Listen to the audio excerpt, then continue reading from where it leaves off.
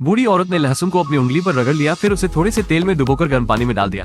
इसे 5 मिनट के लिए गर्म पानी में उबालें और फिर इसे बाहर निकालें। फिर उसने इसे एक पट्टी से लपेट लिया। कुछ दिनों के बाद बूढ़ी महिला ने पट्टी खोली, उंगली और भी बदसूरत हो गई। इसने बूढ़ी औरत को हताश और दुखी बना दिया। पिछले शुक्रवार को बूढ़ी औरत बाहर गा रही थी। राजा ने उसका गाना सुना। राजा तुरंत मुग्ध हो गया। राजा उसका चेहरा देखने वाला ही था, लेकिन जब तक बूढ़ी औरत अपने घर के अंदर जाने लगी, लेकिन इससे राजा ने सोचा यह महिला कोई और होगी। इसलिए जब वो महल में लौटा तो वो तुरंत उसके आदमी को कीमती हार देने के लिए भेजता है। बूढ़ी औरत को हार मिलने के बाद बहुत खुशी होती है। वो उसे पहन लेती है। वो आईने में अपने आप को देखती है। उसे ऐसा लग रहा था मानो वो फिर से 18 साल की हो गई हो। लेकिन फिर उसकी बहन ने उसे हार वापस करने के लिए कहा और कहा दिन में सपने देखना बंद कर दो। लेकिन बूढ़ी औरत को लगा कि यह उसके भाग्य को बदलने का एकमात्र मौका है। वो इस अवसर को जाने नहीं दे सकती थी। जब रात में राजा उसके दरवाजे पर आया, वो सुंदर लड़की को देखने के लिए तैयार था। राजा ने अंदर से कोई प्रतिक्रिया नहीं देखी, इसलिए वो दरवाजे पर चिल्लाया। फिर बूढ़ी औरत समझाने के लिए दौड़ी, मैं सिर्फ एक गरीब लड़की हूँ, मैं मालिक के लायक नहीं हूँ। राजा ने जब उसकी आवाज सुनी तो राजा की इच्छा मजबूत और मजबूत हो गई। बूढ़ी औरत ने राजा को इसी समय परसों फिर से आने के लिए कहा और कहा पहले वो अपनी एक उंगली उसे दिखाएगी।